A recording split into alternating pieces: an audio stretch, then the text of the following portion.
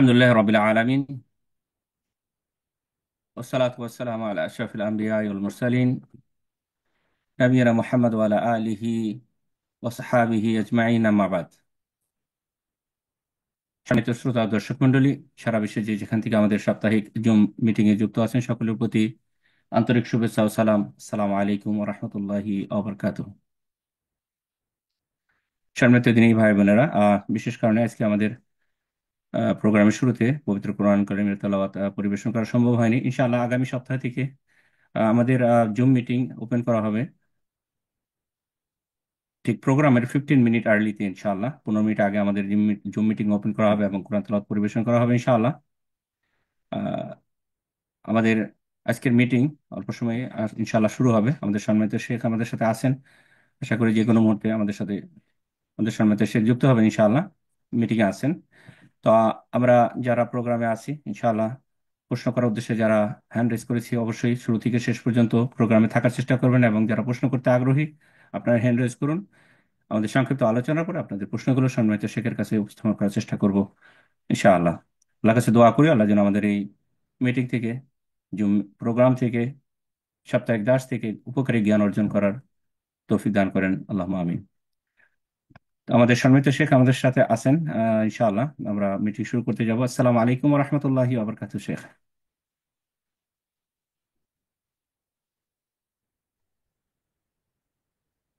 ভালো আছেন? জি আলহামদুলিল্লাহ, আহলান আহলান ওয়া আপনারা? সাহলান। শেখ কেমন আছেন? জি, আলহামদুলিল্লাহ, আলহামদুলিল্লাহ। ঠিক। জি ওস্তাদ, একটা সেকেন্ড আমি জাস্ট সাউন্ডটা চেক ভালো। করে নিই, এটা কি আমার এখানে প্রবলেম কিনা, একটা সাউন্ড কম হচ্ছে সম্ভবত। জি জি ওস্তাদ, জি আমাকে শুনতে পাচ্ছেন? হ্যাঁ, শুনছি, আপনাকে সুন্দর শুনছি। না, ওকে সমস্যা ইনশাল্লাহ, নেই। না এখন ঠিক আছে। জি, তো শুরু করা যাক ইনশাল্লাহ, যদি আপনি প্রস্তুত থাকেন ইনশাল্লাহ। হ্যাঁ, ইনশাআল্লাহ। ওকে, জাযাকাল্লাহ খায়ের।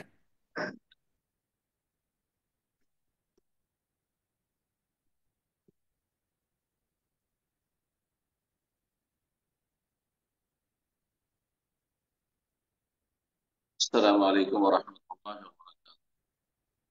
বিসমিল্লাহির রহমানির রহিম।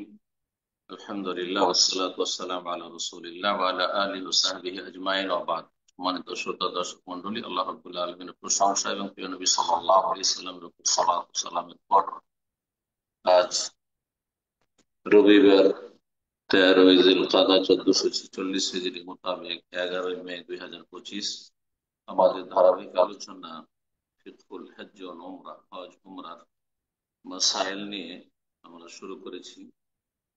একটি আলোচনা ইতিপূর্বে হয়েছে, আজকে পর্ব নম্বর 2 আমরা আলোচনা করব এই হজ উমরা সম্পর্কীয় কিছু মাসাইল। আজকের বিষয়বস্তু হচ্ছে মিকাত এবং ইহরাম। হজের একটি গুরুত্বপূর্ণ দিক বা উমরার গুরুত্বপূর্ণ দিক হচ্ছে মিকাত, এহরাম করার জন্য। আর আর একটি দিক হচ্ছে এহরাম, অর্থাৎ হজ বা উমরা শুরু করা, তাতে প্রবেশ করা।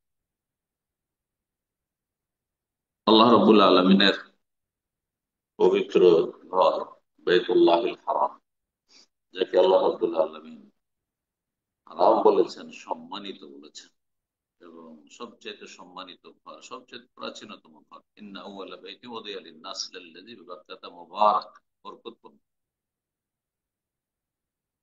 আল্লাহ রাব্বুল আলামিন সেই ঘরকে সম্মানিত করেছেন এবং সেই ঘরের উদ্দেশ্যে সারা বিশ্বের সমস্ত মানুষকে আহ্বান করেছেন হজ এবং উমরার জন্য। সুরক্ষিত করেছেন আল্লাহ রাব্বুল আলামিন এই নগরীকে। তার একটি সীমানা রয়েছে যার নাম হচ্ছে হারাম, মানে এমন একটি বিশেষ এলাকা, বাইতুল্লাহিল হারাম, কাবা ঘরের চারদিকে, যা আল্লাহ নির্ধারিত করেছেন ইব্রাহিম আলাইহিস সালামের মাধ্যমে, এবং তার ঘোষণা করেছেন ইন্না ইব্রাহিম হারাম। সেই হারামের সীমানা রয়েছে, এবং এই হারাম, যে হুদুদ হারাম, হারামের সীমানা মক্কার চারপাশে রয়েছে, তার একটি আবার তার বাইরে একটি সীমানা রয়েছে, হুদুদ রয়েছে, যেগুলিকে মিকাত বলা হয়। বাইতুল্লাহ কাবা ঘরের সম্মানার্থে আল্লাহ রাব্বুল হারাম এলাকা নির্ধারণ করেছেন। আবার হারাম এলাকা যে রয়েছে মক্কাতুল মুকাররমায়, সে হারাম এলাকার সম্মানার্থে আল্লাহ রাব্বুল আলামিন বিশেষ একটি এলাকা একে সম্মানিত করেছেন। আর সেগুলির স্থান নির্ধারণ করেছেন, যেগুলির নাম হচ্ছে মিকাত। এই মিকাতের বহু বচন হচ্ছে মাওয়াকিত। যদিও ফুকাহায়ে কেরামদের ভাষায় বা তাফসীরকারদের ভাষায় মিকাত হচ্ছে দুই রকম: স্থানগত মিকাত, মিকাতে মাকানি। এটি হচ্ছে আজকের বিষয়বস্তু। কয়েকটি স্থান নবী সাল্লাল্লাহু আলাইহি ওয়াসাল্লামের মাধ্যমে আল্লাহ নির্ধারণ করেছেন, যারা বাইরে থেকে আসবে, বহিরাগত হজ উমরাকারীরা, তারা সেসব জায়গা থেকে এহরাম শুরু করবেন, অর্থাৎ হজ বা ওমরায় প্রবেশ করবেন। আর মেকাত জামান, কাল, সময়গত মিকাত মানে সময়কাল, তা হচ্ছে হজের মাস। হজের মাস আল্লাহ হাজ্জু আশহুরুম মা'লুমাত, রব্বুল আলামিন সূরা বাকারায় বলেছেন হজের জানাশোনা কয়েকটি মাস রয়েছে: শাওয়াল, জিলকাদা এবং জিলহজ্জা। এই 3 মাসের বাইরে হজ হয় না। শুরু করা যায় শাওয়াল থেকে। জি, আসসালামু আলাইকুম উস্তাদ জি। আহ, একটু সাউন্ডটা মনে হয় একটু চেক করা দরকার ছিল, একটু আপ এন্ড ডাউন করতেছে আপনার সাউন্ডটা। জি, একটু আচ্ছা, কখনো জুড়ে আসতেছে, কখনো সাউন্ডটা কমে যাচ্ছে, তো একটু মাইক্রোফোনটা একটু চেক করে দেখতেন আর কি, ইনশাল্লাহ।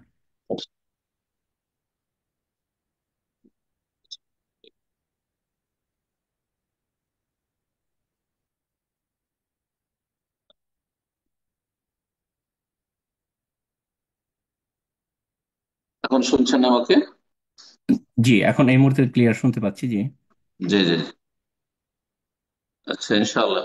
জি, আশা করি কন্টিনিউ যে করুন। কিছু হবে না তো, ইনশাআল্লাহ। জি, ইনশাল্লাহ, জাযাকাল্লাহ খাইর। তো বলছিলাম যে স্থানগত মিকাত আর সময়গত মিকাত। স্থানগত মিকাত যে মিকাত গুলি আজকের বিষয়বস্তু, আর সময়গত মিকাত হচ্ছে হজের মৌসুম। হজের মৌসুম শুরু হয় শওয়াল থেকে। শওয়াল, জিলকাদা, জিলহজ্জা। শওয়ালের আগে হজের নিয়ত করা যায় না, যারা হজে তামাত্তু করবেন। জি, প্রবেশ করা যায় না হজের উদ্দেশ্যে। আর জিলহজের 10 তারিখের পরে আরাফা শুরু করা যায়। আরাফার দিন যাওয়ার পর রাত ফজর হলে আর হজের শুরু করার বা নিয়ত করার আর সময় নেই। ওমরা যে কোনো সময় হইতে পারে। এই মিকাত গুলি এখন আমরা বর্ণনা করব। 5টি মিকাত রয়েছে। 1 নম্বর মিকাত, যেই মিকাত রাসূলুল্লাহর কথা এবং আমল দ্বারা প্রমাণিত, তা হচ্ছে যুলহুলাইফা। যুলহুলাইফা মদিনাবাসী এবং মদিনা হয়ে যারাই অতিক্রম করে মক্কার উদ্দেশ্যে যান, যেখান থেকে আসেন না কেন, আপনি মদিনায় আসলেন আর মদিনা থেকে আপনি মক্কার উদ্দেশ্যে রওনা হচ্ছেন, তাহলে আপনার মিকাত পড়বে যুলহুলাইফা। এই মিকাতের নাম আজকাল আবারে আলী বা আবিয়ারে আলী বলে প্রসিদ্ধ। এই উপত্যকা একটি ওয়াদি, এটিকে ওয়াদি আকিক বলা হয় হাদিসের ভাষায়।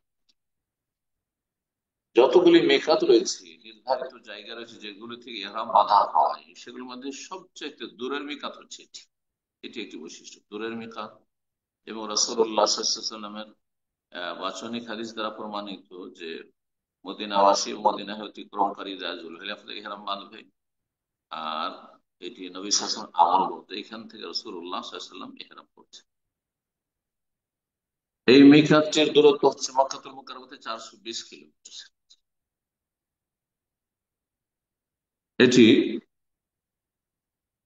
মক্কা থেকে উত্তর দিকে এবং মদিনা থেকে দক্ষিণ দিকে মসজিদ নববী থেকে মাত্র 13 কিলোমিটার দূরে। এই জায়গায় রাসূলুল্লাহ সাল্লাল্লাহু আলাইহি ওয়াসাল্লাম সালাত আদায় করতে বলেছেন, কারণ এই উপত্যকাকে মুবারক বরকতপূর্ণ বলেছেন। ওয়াসাল্লি ফি হাযাল ওয়াদিল মুবারাক। সুতরাং এই মিকাত দিয়ে গেলে সেখানে 2 রাকাত সালাত আদায় করা হচ্ছে বেশি গুরুত্বপূর্ণ বস্তু। কিন্তু এহরামের বিশেষ সালাত নেই। একমাত্র উজু করেছে তাহিয়াতুল উজু পড়বে, আহ, অথবা মসজিদে প্রবেশ করে তাহিয়াতুল মসজিদের নিয়তে পড়বে। অথবা সকালবেলা এসে সালাত দুহা পড়বে। আর তার চাইতে ভালো যদি কোনো ফরজ সালাতের পড়া হয়, সেখানে ফরজ সালাত আদায় করলো আর তারপর সেখান থেকে ফরজ সালাতে ইহরাম করলো, যেমন নবী সাল্লাল্লাহু আলাইহি ওয়াসাল্লাম করেছেন। দ্বিতীয় মিকাত হচ্ছে জোহফা। এটি হচ্ছে শামবাসীর মিকাত, বা সেদিক থেকে যারা আসে। আজকাল সৌদি আরবের উত্তর পশ্চিম অঞ্চল দিয়ে যারা লোহিত সাগরের তীরবর্তী এলাকা দিয়ে যারা প্রবেশ করবে, ইয়াম্বু দিয়ে, বদর দিয়ে, তারা রাবে হয়ে মক্কাতুল মুকাররমায় প্রবেশ করবে, তাদের এইরকমই যারা মিসর থেকে আসে তাদের মিকাত সেটি। মিসর এবং শাম, সিরিয়া, লেবানন, ফিলিস্তিন, জর্ডন, এসব দেশ থেকে যারা আসে বা ওই দিক থেকে যারা আসে। এই মিকাত জোহফা একটি গ্রাম ছিল, সেটি বিরাট অনাবাদ হয়ে গেছে, আর তার পাশে একটি শহর গড়ে উঠেছে যার নাম হচ্ছে রাবেত। মক্কা থেকে দূরত্ব হচ্ছে 186 কিলোমিটার। এখান থেকে লোকের এহরাম বেঁধে থাকে রাবেত। 3 নম্বর মিকাত হচ্ছে ইয়ালাম। এটি মক্কাতুল মুকাররমার দক্ষিণ দিকে অবস্থিত। এটি হচ্ছে ইয়ামানবাসীর মিকাত। আর ভারত, বাংলাদেশ, পাকিস্তান থেকে যখন জলজাহাজে মানুষরা আসতো, তখন সেই দিক থেকে যেহেতু প্রবেশ করতো ভারত মহাসাগর থেকে এসে, সেই জন্য তাদের মিকাত ইয়ালামলাম পড়তো। কিন্তু এখন যেহেতু উড়োজাহাজে হাজী সাহেবরা এসে থাকেন ভারত, বাংলাদেশ, পাকিস্তান থেকে, পূর্ব দিক থেকে, সুতরাং ইয়ালামলাম আমাদের কারো মিকাত নয়। ইয়ালামলাম একমাত্র দক্ষিণ অঞ্চল থেকে তারা আসে। তাহলে যারা উড়োজাহাজে আসছেন তারা পূর্ব দিক থেকে আসছেন, আর পূর্ব দিক থেকে আসলে মিকাত হবে যে তাইফের মিকাত রয়েছে, যার নাম আসছে কারনুল মানাজিল বা সাইলুল কবির। তো ইয়ালামলাম মিকাত, এই জায়গাটির নাম বর্তমানে সাদিয়া, নাম পরিবর্তন হয়েছে, মক্কা থেকে 120 কিলোমিটার।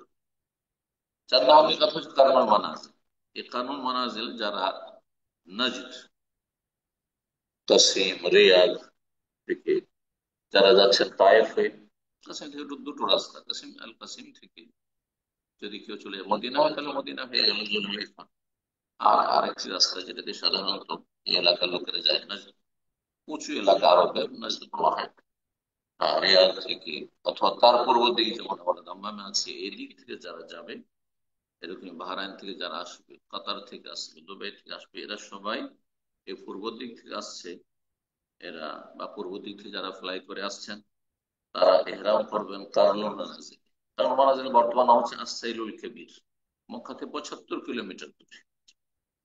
আর যারা তায়েফ শহর থেকে আসেন, সাইলুল কবিরটি একটু বাইরে পড়ে যায়, তাদের জন্য সুবিধা হয় এই কারনুল মানাজিলের বরাবর আপনার কারনুল মানাজিল নিচু জায়গা আর সেটি উঁচু জায়গা। উঁচু জায়গায় একটি এলাকা রয়েছে, যে এলাকার নাম হচ্ছে ওয়াদি মাহরাম।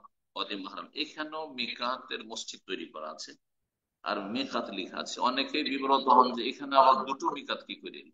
এই রহস্যটি জেনে রাখা ভালো, বাইরের মানুষরা, এমনকি যারা আলেম ওলামা, তারা বুঝতে পারবেন না। হাদিসে তো এই ওয়াদি মাহরাম বলে কোনো মিকাত নেই, কিন্তু ওয়াদি মাহরামটি মূলত হচ্ছে কারেল মানাজিলেরই একটি মিকাত, উঁচু এলাকা সেটি। আর সেটা তায়েফ শহর থেকে আসলে উঁচু এলাকা দিয়ে সে রোড রাস্তা এসছে, সেটা সেই জায়গাটি সুবিধাজনক। তাহলে ঘুরে আসতে হবে না এই আপনার সাইলুল কবির।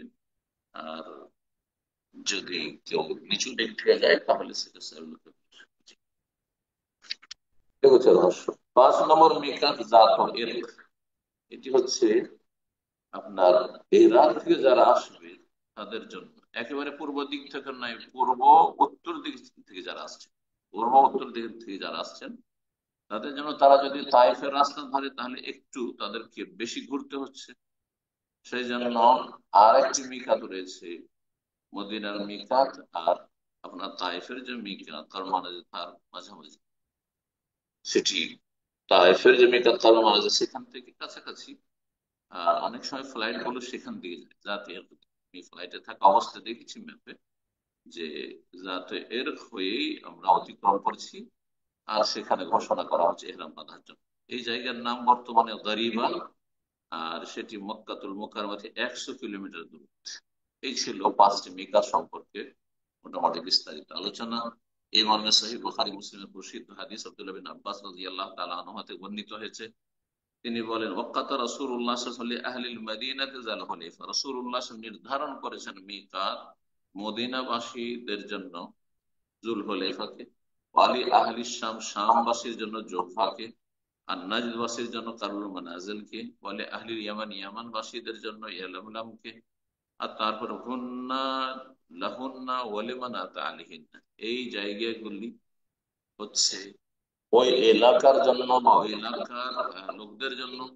আর যারা অন্য এলাকা থেকে, দূর দূরান্ত থেকে সারা বিশ্বের ওই সব রাস্তা হয়ে আসবে, যেই রাস্তা দিয়ে যেই মিকাতি অতিক্রম করবে সেখানে এসে হেরাম করবে।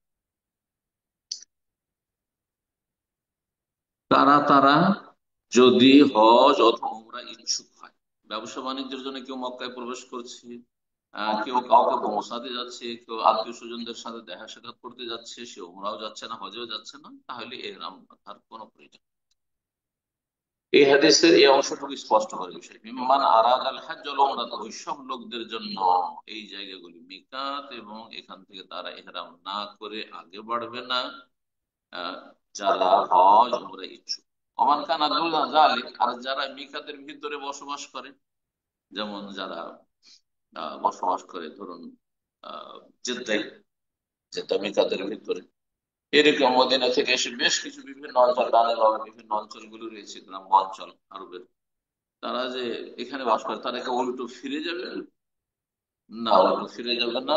নবী সাল্লাল্লাহু আলাইহি ওয়াসাল্লাম বলছেন, ওমান কানা দুনা যালিক, যারা এই মিকাতের জায়গাগুলি যে নির্ধারিত করা হলো তার ভিতরে বসবাস করে, ফামিন হাইসু আনসা, যেখান থেকে তারা তাদের ওমরা বা হজ শুরু করছে। তাহলে জেদ্দার লোকেরা নিজের বাসা থেকে এগিয়ে গিয়ে মক্কা ইহরাম বাঁধা, বরং নিজের বাসা থেকে সেখানে একটি মসজিদ তৈরি করা আছে, আর বাথরুম আর একটু ভালো সুন্দর ব্যবস্থা করা আছে, অনেকে সেখানে যায়, কোনো প্রয়োজন নেই। আপনি নিজের ঘর থেকে, ঘরে আছেন ঘর থেকে, আপনি হোটেলে আছেন হোটেল থেকে, আপনি মিকাতের ভিতরে বসবাস করছেন বা থাকছেন, সুতরাং সেখান থেকে আপনি এহরাম করেন। এমনকি হাত্তা আহলে মক্কা, তুমি মক্কা, মক্কাবাসী হজে যাবে, তখন মক্কাতে নিজের যে বাসা বাড়ি রয়েছে সেখান থেকে হেরাম করবে, মিসফালার লোকেরা সেখান থেকে, আজিজিয়ার লোকেরা সেখান থেকে হেরাম করবে, এইভাবে যেখানে যে মহল্লে বসবাস করে সেখান থেকে হেরাম করবে। এটি মাসলা হজের ক্ষেত্রে। কিন্তু উমরার ক্ষেত্রে যেহেতু রাসূলুল্লাহ সাল্লাল্লাহু আলাইহি ওয়াসাল্লাম মা আয়েশা রাদিয়াল্লাহু তাআলা আনহাকে হারামের নিকটবর্তী বর্ডারে পাঠিয়েছিলেন, সীমানায় পাঠিয়েছিলেন, সেটি হচ্ছে তানঈম মসজিদ আয়েশা, যেখানে তানিয়া নাম স্থানে, আদনাল হিল, যেটি হালাল নিকটতম এরিয়া। সুতরাং এখান থেকে ওলামারা মাসলা ইস্তেমাত করেছেন যে যদি মক্কাবাসী উমরা করে তাহলে তাদের জন্য উত্তম হচ্ছে এবং সুন্নাহ হচ্ছে যে তারা হারামের সীমানার বাইরে যাবে, আর সবচেয়ে নিকটবর্তী জায়গা আর যেখানে প্রস্তুত করা আছে ইহরামের জন্য মসজিদ আছে, আর সেখানে গোসলখানা ইত্যাদি রয়েছে, আর তা হচ্ছে মসজিদে তানিম, মসজিদে আয়েশা রাদিয়াল্লাহু তাআলা আনহা।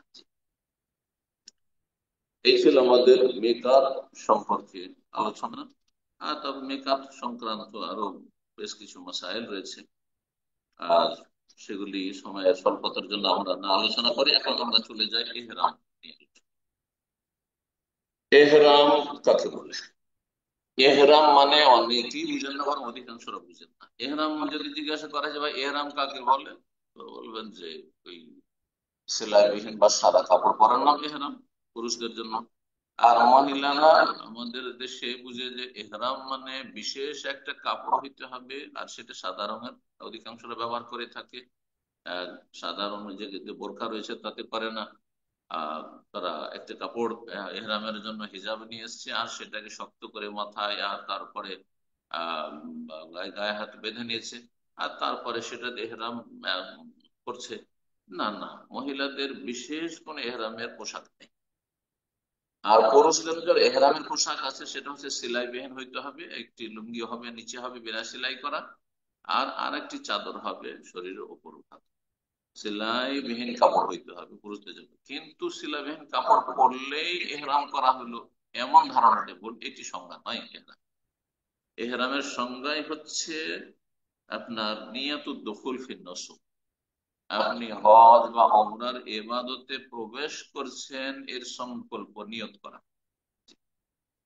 তাহলে যখনই আপনি নিয়ত করলেন যে আমি এখন উমরায় প্রবেশ করলাম, এখন আমি হজে প্রবেশ করলাম, এর নাম হচ্ছে ইহরাম। তাহলে ইহরামের সম্পর্ক নিয়তের সাথে। ইহরাম আর তাহরিমা দুটি কথা, কিন্তু দুটি কথা মিল আছে। তাহরিমা শব্দটি কথা আমরা ব্যবহার করি, আমরা সালাতের ক্ষেত্রে সালাত যখন শুরু করি তাকবীরে তাহরিম, প্রথম তাকবীরকে কি বলি আমরা? তাকবীরে তাহরিমা।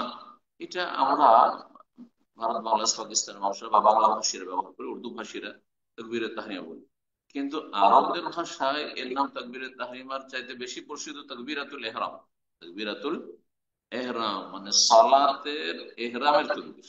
তারা তাহরিমা না বলে এহরাম বলে থাকে। তো এখানে কিন্তু সালাতের, হ্যাঁ, সালাতে প্রবেশ করা আর হজ উমরায় প্রবেশ করায় মিল আছে, যার ফলে দুটোর নামই হচ্ছে এহরাম। দুটোর নাম হচ্ছে এহরাম। সলাতের এহরাম হচ্ছে তাকবীর আল্লাহু আকবার দিয়ে আপনার এহরাম করা, মানে সলাতে প্রবেশ করা, ঢোকা। বিনা তাকবীর আপনি নামাজে ঢুকতে পারবেন না, নামাজ সালাত বাতিল হয়ে যাবে। এই তাকবীর হচ্ছে রুকন, ওটা সালাতের জন্য। আর ওই রকমের নিয়ত ছাড়া আপনি বিনা নিয়তে এমনি আপনি ওমরায় প্রবেশ করে গেলেন বা হজে প্রবেশ করলেন, এটা করতে পারবেন না। তার নিয়ত করা ফরজ, শর্ত। ইন্নামাল আমালু বিন্নিয়াত, মানুষের আমল নির্ভর করে নিয়তের উপর। কিন্তু নিয়ত মানে আবার উচ্চারণ করা নয়। যারা ইসলামের সুন্নত বুঝে না, হ্যাঁ, বেদাতি আমল করে, তারা মনে করে যে নিয়ত মানে নিয়ত পড়া, না, নিয়ত পড়া বেদাত। আর অন্তরের সংকল্পের নাম হচ্ছে নিয়ত, সেটা করা প্রত্যেকটি ইবাদতে ফরজ শর্ত।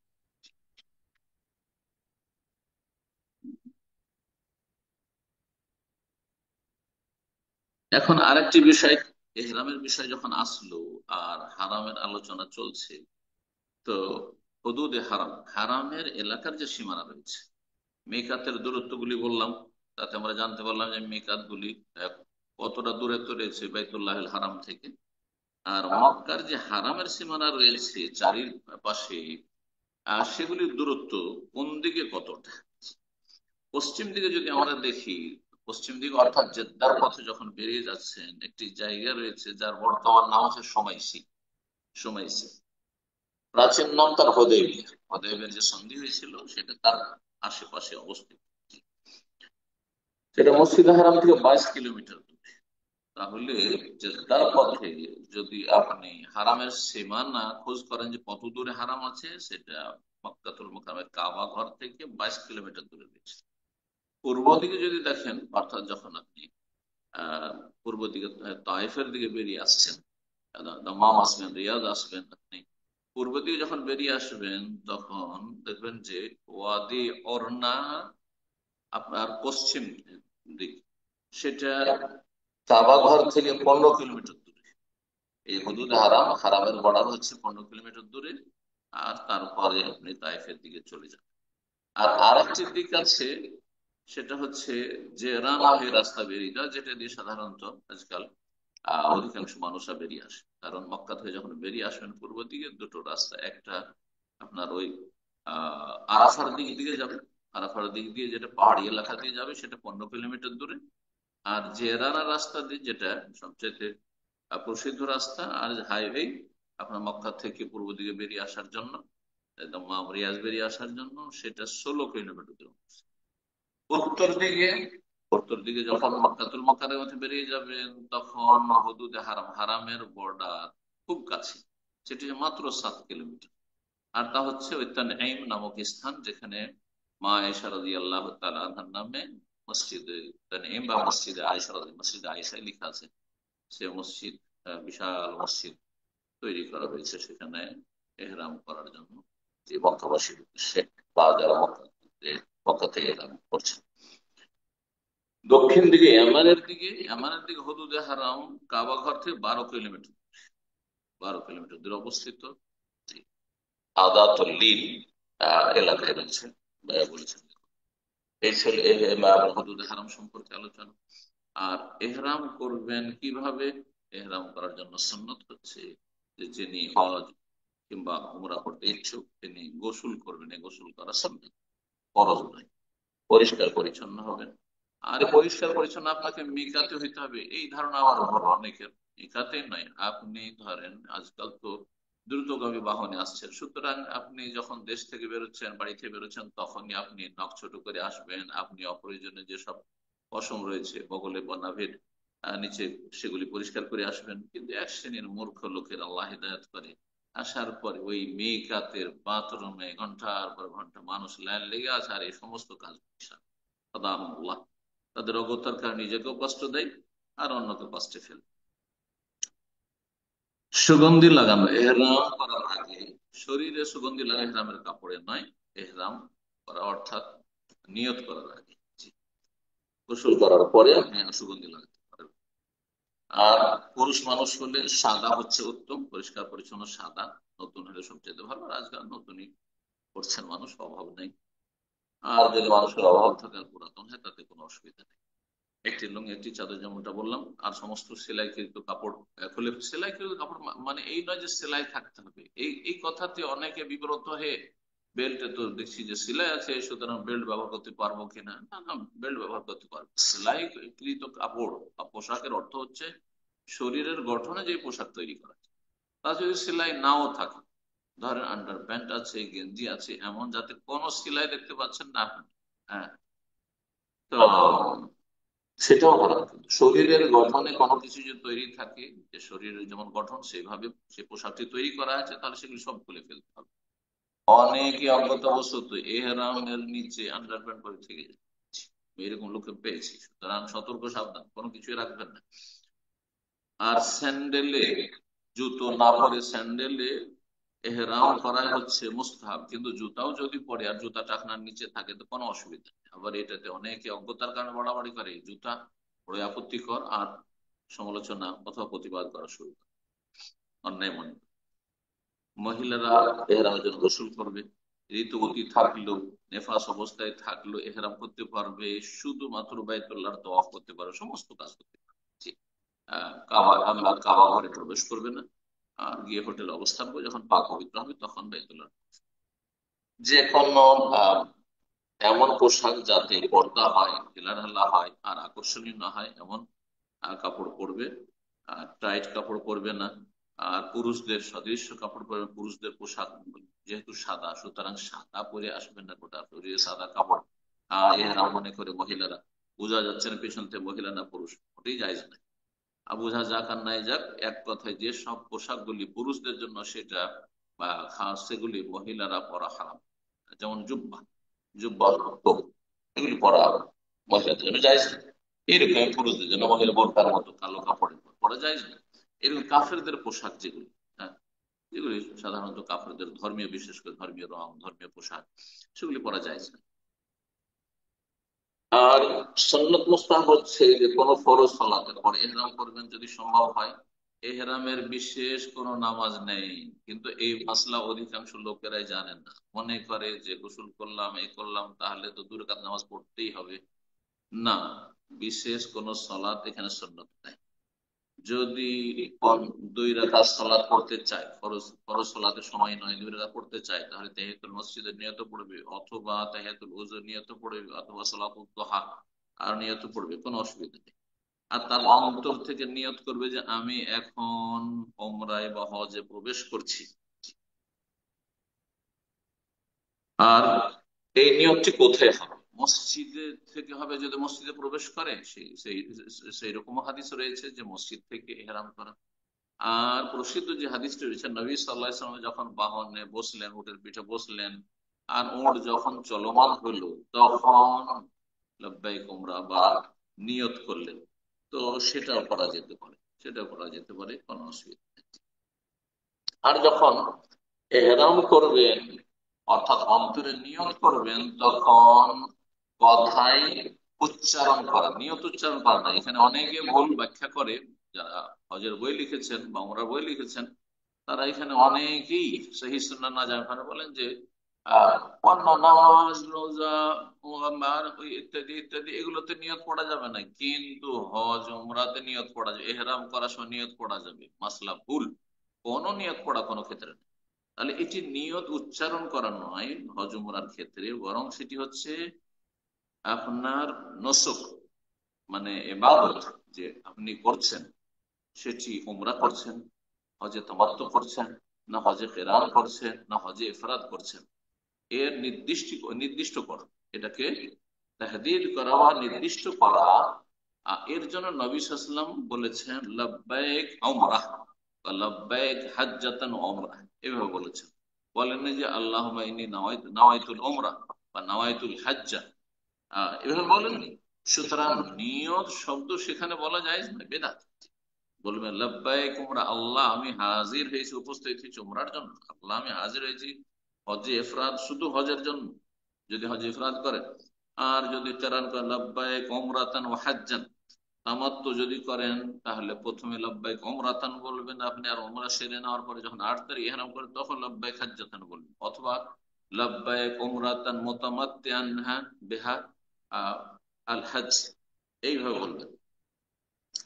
আর যদি তার সাথে কেউ বলে, যেমন নবী সাল্লাল্লাহু আলাইহি ওয়াসাল্লাম বলেছেন আল্লাহুম্মা হাযি হাজ্জাতুন লা রিয়া ফিহা ওয়ালা সুম, আল্লাহ এই হজের আমি যে অন্তরে নিয়ত করলাম, যাতে লোক দেখানো অথবা লোককে শোনানো কোনো আমার উদ্দেশ্য নেই, ইখলাসের সাথে আমি নিয়ত করছি। ঠিক। আর একটি গুরুত্বপূর্ণ মাসলা, যখন ইহরাম করবেন যদি অসুস্থ থাকেন অথবা কোনো আশঙ্কা থাকে যে বাধাগ্রস্ত হইতে পারি, কোন রকমের অসুবিধার আশঙ্কা করছেন, সেটা আইনগত হইতে পারে অথবা নিরাপত্তাহীনতার কারণে হইতে পারে, আল্লাহ না করে। যদি এমনটা হয় তাহলে শর্ত লাগাতে পারে, শর্ত লাগাতে পারবে। শর্ত লাগালে ফায়দাটা কি, যে আপনি যদি এহরাম করে নেওয়ার পরে ওমরা করতে পারলেন না, হজ করতে পারলেন না, আপনার নিয়ত ভঙ্গ করে দিতে হলো, তাহলে আপনার কোনো দোষ নেই, আর কোনো আপনাকে দম দিতে হবে না, কোনো দম দিতে হবে না। পক্ষান্তরে অনেকে করেন কি, যে নিয়ত করে নিলে শর্ত লাগালেন না, আর তারপর দেখলেন যে ফ্যামিলি নিয়ে যাচ্ছিলাম, স্ত্রী অসুস্থ হয়ে গেছে, অথবা ছেলে ছেলে মেয়ে আছে কেউ অসুস্থ হয়ে গেছে, অথবা গাড়ি আপনার অ্যাক্সিডেন্ট হয়ে গেল, চলো এখান থেকে চলো ফিরে চলে যাই, ফিরে চলে যায়, আর সেখানে এহরাম খুললে দিয়ে চলে আসবে না, ওটাই যায় না, তাহলে দম দিতে হবে। তো এই মশলাটি জেনে রাখলে বড় ফায়দা রয়েছে। রাসূলুল্লাহ সাল্লাল্লাহু আলাইহি ওয়াসাল্লাম একজন সাহাবিয়া মহিলাকে বলেছিলেন, যিনি বলে ইয়া রাসূলুল্লাহ, আমি তো ইহরাম করেছি কিন্তু আমি তো অসুস্থ। তো বলছেন যে তুমি শর্ত, আহরেমি ওয়াশতারি, ইহরাম করো এবং তুমি একটি শর্ত লেগে যাও ইহরাম, মানে তিনি হজে বেরোচ্ছেন কিন্তু তিনি অসুস্থ। তখন বললেন যে তুমি বলবে ইন হাবাসানি হাবেসুন ফামাহিল্লি হাইসু হাবাসতানি, আল্লাহ যদি কোনো কিছু আমাকে বাধাগ্রস্ত করে, যে কোনো কারণে যদি আমি বাধা পেয়ে যাই, তাহলে আমি হালাল হয়ে যাব যেখানে তুমি বাধাগ্রস্ত করবে। ফামাহিল্লি, তাহলে আমার হালাল হওয়ার স্থান হচ্ছে যে এই জায়গায় তুমি বাধাগ্রস্ত করবে। তালবিয়া কাকে বলা হয়? তালবিয়া মানে লব্বাইক পাঠ করা। তালবিয়া বেশি বেশি পড়াশোনা, এহরাম যখনই করলেন তখন বেশি বেশি তালবিয়া পড়বেন। জি। আর বাহনে চাপার পরে আল্লাহ রাব্বুল আলামিনের প্রশংসা করবেন, তাসবিহ পাঠ করবেন, তাকবীর পাঠ করবেন, আর তালবিয়া খুব বেশি বেশি পড়বেন। যত বেশি তালবিয়া পড়বেন তত আপনার ফজিলতপূর্ণ হজ হবে। লব্বাইক আল্লাহুম্মা লব্বাইক, লব্বাইক লা শারীকা লাকা লব্বাইক, ইন্নাল হামদা ওয়ান নি'মাতা লাকা ওয়াল মুলক লা শারীকা লাক। সহিহ বুখারী মুসলিমের হাদিস। নবী সাল্লাল্লাহু আলাইহি ওয়াসাল্লাম আরেকটি হাদিস রয়েছে, আবু হুরায়রা রাদিয়াল্লাহু তাআলা আনহু বলছেন, কানা মিন তালবিয়াতিন নবী সাল্লাল্লাহু আলাইহি ওয়াসাল্লামের তালবিয়াতে আরেকটি বাক্য অতিরিক্ত ছিল, কখনো কখনো মাঝে মাঝে বলতেন, লব্বাইক ইলাহাল হক, হে সত্য মাবুদ, আমি আপনার কাছে হাজির হয়েছি। লব্বাইক ইলাহাল হক। ইমাম নাসাই ও ইবনে মাজাহ হাদিসটিকে বর্ণনা করেছেন। তালবিয়ার বড় ফজিলত রয়েছে। তালবিয়ার ফজিলত সম্পর্কে একটি হাদিস নাই, সাহেব বিন সাদ রাদিয়াল্লাহু তাআলা আনহু বর্ণনা করেছেন, তিনি বলেন রাসূলুল্লাহ বলেন, মা মিন মুসলিমিন ইউলাব্বি, যে কোনো মুসলিম যদি তালবিয়া পাঠ করে, ইল্লা লাব্বা মান আইয়ামিনিহি ওয়া আনশা আও আন শিমালিহি মিন হাজারিন আও শাজারিন ওয়া আও মাদারিন হাত্তা তানকিয়াতিল আরদু মিন হাহুনা ওয়া হাহুনা। যে কোনো মুসলিম যখন হজ উমরা নিয়ত করে তালবিয়া পাঠ করতে থাকে, তার ডানে বামে যত কিছু থাকে সব কিছু তার দেখা দেখি তার সাথে লব্বাইক আল্লাহুম্মা লব্বাইক পাঠ করতে থাকে। পাথর হোক, গাছ হোক, আর বাড়ি ঘর হোক, আর কাঁচা কিছু হোক আর পাকা হোক, হ্যাঁ, যতক্ষণ পর্যন্ত সে রাস্তা অতিক্রম করে মক্কাতুল মুকাররম কাবা ঘরে না পৌঁছে। ইমাম তিরমিজি ইবনে মাজাহ হাদিসটিকে বর্ণনা করেছেন এবং হাদিসটিকে আল্লামা আলবানী রাহিমাহুল্লাহ সহিহ বলেছেন। তালবিয়া কখন আপনি সমাপ্ত করবেন? ওমরায় যাচ্ছেন আপনি, তাহলে তুক্তা তালবিয়াত ফিল উমরাহ ইযা শারাফিত হবে, যখন আপনি কাবা ঘরে প্রবেশ করে আপনি তাওয়াফ শুরু করতে যাচ্ছেন, তখন আপনার তালবিয়া শেষ, তালবিয়া শুনে শেষ। তারপর আর তালবিয়া পাঠ করা যায় না। যদি কেউ তাওয়াফ করছে আর লব্বাইক আল্লাহুম্মা লব্বাইক করছে, তাহলে বিদআত, তাহলে বিদআত। হজে হজে 10 তারিখের সকালে পাথর মারা পর্যন্ত, যে বড় জামালাকে, একটি জামালাকে শুধু সেদিন পাথর মারতে হয়। ঈদের দিন যে পাথর মারবেন, যেমনই আপনি পাথর মারতে শুরু করলেন, বিসমিল্লাহ আল্লাহ আকবার, প্রথমে বিসমিল্লাহ বলে আল্লাহ আকবার প্রত্যেকবার পাথর নিক্ষেপ করার সময়, তখনই আপনি তালবিয়া বন্ধ করে দেবেন। এই হচ্ছে তালবিয়ার ক্ষেত্রে সুন্নাত। আল্লাহ রাব্বুল আলামিন যেন হাজী সাহেবরা যারা হজে এসেছেন আর আসবেন, এখনো পথে আছেন অথবা আসবেন, আল্লাহ তাদেরকে হেফাজতে রাখুন এবং সহি সালামতে পৌঁছার তৌফিক দান করুন, নিরাপদ তাদেরকে হজ করে ফিরে যাওয়ার তৌফিক দান করুন। আর যত হজকারী ভাই বোনেরা আছেন, এই বছরে আল্লাহ তাদের হজ কবুল করুন। যারা আমরা আগে হজ করেছি, আল্লাহ তাদের হজ কবুল করুন। যাদের ফরজ হজ, তাদেরকে ফরজ সুন্দর করে আদায়ের তৌফিক দান করুন। যাদের নফল হজ, আল্লাহ কবুল করুন এবং বেশি বেশি নফল হজ উমরা আমাদের করার তৌফিক দান করুন, নসিব করুন। সুবহান রাব্বিকা রাব্বিল ইজ্জাতি আম্মা ইয়াসিফুন ওয়া সালামুন আলাল মুরসালিন ওয়াল হামদুলিল্লাহি রাব্বিল আলামিন। জাজাকাল্লাহ খায়ের শেখ। সম্মানিত দিনী ভাই ও বোনেরা, এখন আমাদের প্রশ্ন উত্তর পর্ব শুরু হবে। তো আজকে আমাদের একটু সাউন্ডে সামান্য ডিফেক্ট ছিল, আমরা অনেকে বুঝতে পারছি। আমি আর আসলে যদি বোঝা যাচ্ছিল আলোচনা, যে কারণে আর স্টপ করিনি শেখকে। তো আমি বলবো ওস্তাদ জি একটু মাইক্রোফোনটা আরেকটু চেক করে নেন প্রশ্নোত্তর পর্বে। সাউন্ডটা আপ এন্ড ডাউন হচ্ছে, মানে কখনো জোরে আসতেছে, কখনো এটা সাউন্ডটা কমে যাচ্ছে। তো এই বিষয়টা একটু দেখতে বলেন ইনশাল্লাহ। তো বাই দিস টাইম ইনশাল্লাহ যারা প্রশ্ন। আজকে একটু সেট চেঞ্জ হয়েছে, জি হতে জি অনেক বুঝতে হয়েছে। আল্লাহ পাক। আসলে যে সেটটাতে সাধারণত করি আমরা ভুলে গেছি, তো আরেকটা সেট দিয়ে করতে হয়েছে। জি জি জি, তো দেখ হতে ইনশাল্লাহ। পারে। হ্যাঁ। তো আশা করি যেভাবে আছে আমরা হয়তো আজকে প্রোগ্রাম এভাবে কন্টিনিউ করি ইনশাল্লাহ। তো আমরা প্রশ্নোত্তর পর্বের দিকে যাচ্ছি। তো তার পূর্বে আবারও স্মরণ করাবো ইনশাল্লাহ অন্যান্য দিনের মতো, যে প্রশ্ন করার পূর্বে আমরা অবশ্যই সংক্ষিপ্ত আকারে প্রশ্ন করব এবং একটা করে প্রশ্ন করব, একের অধিক প্রশ্ন করার সুযোগ নেই। আর যারা গত সপ্তাহে প্রশ্ন করেছিলেন, অবশ্যই আপনারা যদি কেউ হ্যান্ড রেজ করে থাকেন এবং তার পূর্বের সপ্তাহে আপনারা নিজ দায়িত্বে হ্যান্ড ওভার করে অন্যদেরকে সুযোগ করে দেবেন ইনশাআল্লাহ। প্রশ্ন করার পূর্বে আমরা যে শহর বা দেশ থেকে প্রশ্ন করছি প্রেক্ষাপট বোঝার উদ্দেশ্যে অবশ্যই আমরা মেনশন করব। আর যারা প্রশ্ন করার জন্য হ্যান্ড রেজ করেছেন তাদের মনোযোগ আকর্ষণ করছি শুরু থেকেই, আপনারা অ্যাটেনশন দিবেন। আপনাদের নাম মেনশন করার সাথে সাথে আপনাদের ডিভাইসে ফোনটাকে আনমিউট করে নিয়ে প্রশ্ন করবেন, যাতে করে আমরা সময়টা কাজে লাগাতে পারি ইনশাআল্লাহ। তো সময় না নিয়ে শুরুতে প্রশ্ন নেব। প্রশ্ন করবেন ফাতেমা। আপনি ফোনটা আনমিউট করে নিন, প্রশ্ন করুন।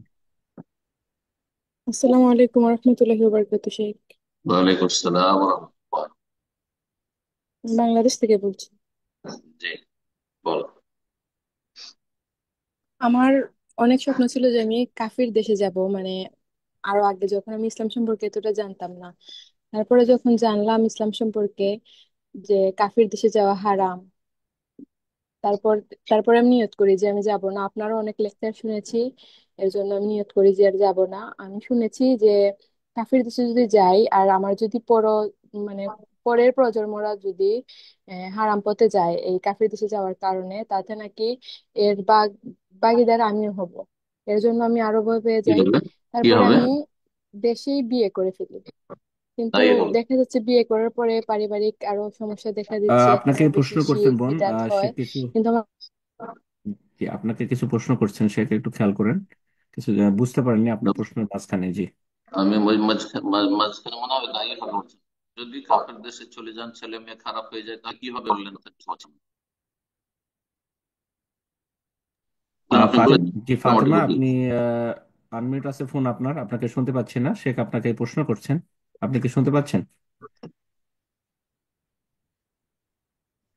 জি ওস্তাদ জি, আমার কথা সম্ভবত। তো শোনা জি যাচ্ছে।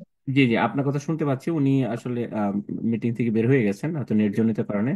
তো মূলত বোনের প্রশ্ন ছিল যে যতটুকু আমি বুঝতে পারছি উনি বলতে চাচ্ছেন যে যারা কাপের দেশে আসতেছেন, তো তাদের ভবিষ্যৎ প্রজন্মের এখানে হওয়ার কারণে তারা যদি বিপথে চলে যায়, তাদের ভবিষ্যৎ প্রজনন, তাহলে হ্যাঁ, তার জন্য না, তারা নিজেরা ওটা দায়ী হবে প্রশ্ন- বলে, এটা হলো না তার না, প্রশ্ন। ওইটা প্রশ্ন ছিল না। ও আগে গিয়ে বলতে চাইছিল যে আমি এখন দেশে বিয়ে করেছি কিন্তু এখানে অশান্তি হচ্ছে। তো তারপরে প্রশ্নটা কি? তো প্রশ্ন ইনকমপ্লিট আছে। হ্যাঁ, ঠিক আছে ইনশাআল্লাহ শেখ, আমার মনে হয় হুম। বোনকে উনি আবারও যদি আমরা আসতে পরে পারেন লাইনে সুযোগ তাহলে করে প্রশ্ন দেবো করবেন। ইনশাআল্লাহ। আমার আসল প্রশ্ন হচ্ছে তাহলে কি আমি ভুল করলাম অথবা গায়েব? আপনি কেমন জি। করে হতে পারেন কাফের দেশে গেলে আরো বেশি অশান্তি হতো, গায়েব তো কেউ জান, আপনার ভাগ্যে ছিল শান্তি। তাহলে সবর করতে হবে, দোয়া করতে হবে, বালা মুসিবত দূর করবে। জি। জি। তো যাই হোক, আমরা পরবর্তী প্রশ্ন নেই, আর বোন পরবর্তীতে আমাদের সাথে যুক্ত হলে ইনশাআল্লাহ তাকে সুযোগ করে দেব। প্রশ্ন করবেন তাসলিমা। জি, আপনি ফোনটা আনমিউট করে নিন, প্রশ্ন করুন।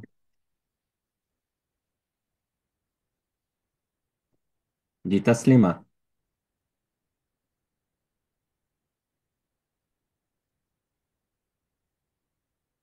অন্য কাউকে দিয়ে দিন। ওকে, ইনশাআল্লাহ এই পর্যায়ে আমরা আরেকজনকে সুযোগ করে দিয়েছি, প্রশ্ন করবেন এমডি মাসুদ আলম। জি, আপনি প্রশ্ন করুন। আসসালামু আলাইকুম রহমতুল্লাহ বরকাতুহু। ওয়ালাইকুম সম্মানিত স্যার, আসসালাম আপনি ওয়া কেমন রাহমাতুল্লাহি আছেন? ওয়া বারাকাতুহু। জি আলহামদুলিল্লাহ, বলেন কোথা থেকে? স্যার, কলকাতা থেকে বলছি, মালদা জেলার বাড়ি। বলেন বলছি প্রশ্ন। বলছিলাম স্যার, যে আপনার আলোচনাগুলো শুনি ঘন্টার পর ঘন্টা, আলহামদুলিল্লাহ। 1 মিনিটও কাটাই না, আলহামদুলিল্লাহ শুনি। তার মাশাআল্লাহ। আপনি যে রসুল্লাহ সাল্লাহ সাল্লামের কথা বলেন, তার কি আমরা উত্তর দেব শুনে? আমরা তো অনলাইনে শুনি। অনলাইনে 16 নবীর নাম আসলেই বলতে হবে সাল্লাল্লাহু আলাইহি ওয়াসাল্লাম।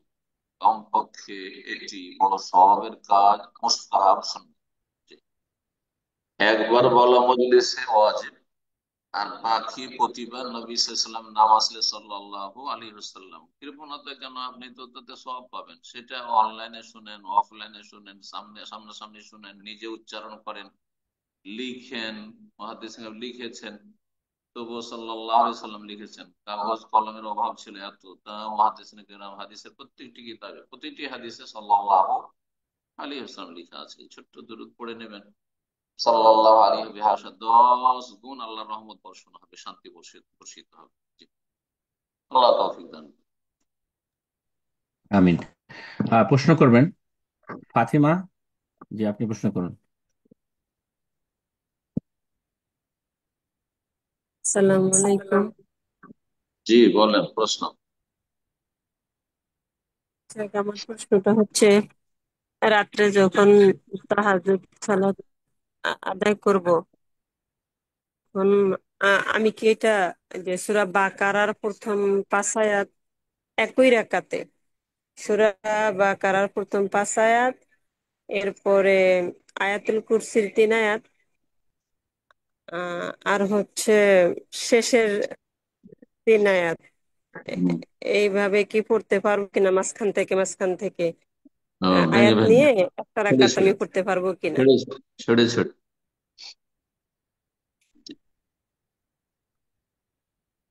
উত্তম হচ্ছে যে যখন কোন সূরা শুরু করবেন, যদি মুখস্থ থাকে তাহলে ধারাবাহিক একদিকে পড়বেন, ছেড়ে ছেড়ে নয়। কিন্তু যদি মুখস্থ না থাকে, সাধারণত মুখস্থ থাকে না, শুরুতে হয়তো একটা রূপক মুখস্থ আছে 1 পেজ, তারপরে মুখস্থ আয়াতুল কুরসি মুখস্থ আছে, আরো কিছু আয়াত কোন জায়গায় মুখস্থ আছে, শেষখানে যে 3 মাফিস সামাওয়াত থেকে এগুলো মুখস্থ আছে। সুতরাং যদি বড় সূরাগুলি কেউ আহ মাঝে মাঝে ছেড়ে দিয়ে গ্যাপ দিয়ে পড়ে, কোনো অসুবিধা নেই, কিন্তু একই রাকাতে গ্যাপ দেবেন না।